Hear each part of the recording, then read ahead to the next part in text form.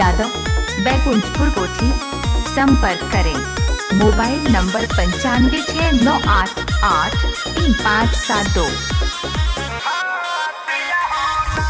अलग करा दी घर बाटवा दी तनी ना लजातिया हो ना।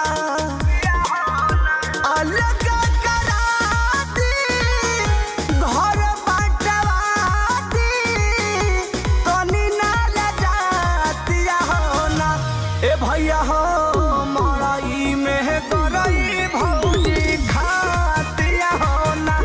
ए भैया हो मड़ई में गरई भौजी खातिया हो ना। डीजे धनेश यादव, बैकुंठपुर कोठी।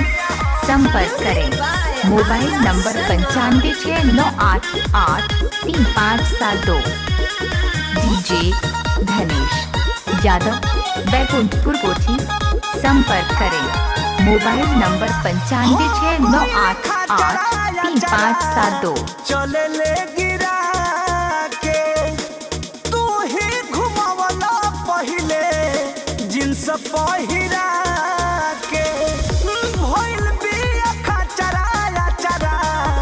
चले ले गिरा के तू ही घुमावला पहिले जिन्स पहिरा के। पोगरी डुबा दी झगड़ा करा दी तनी ना डरातिया हो ना। ए भैया हो मरई में गरई भौजी खातिया हो ना। ए भैया हो मरई में गरई भौजी खातिया हो ना। डीजे धनेश यादव, बैकुंठपुर कोठी। संपर्क करें मोबाइल नंबर 9569883572।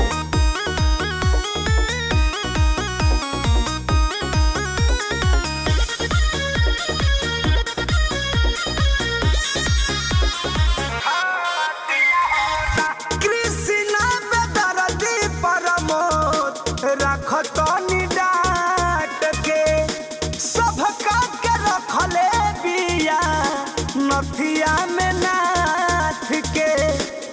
समझावा कृष्णा बेदर्दी प्रमोद रखत निडाट के हृदय रख रखले बिया नथिया में नाथ के।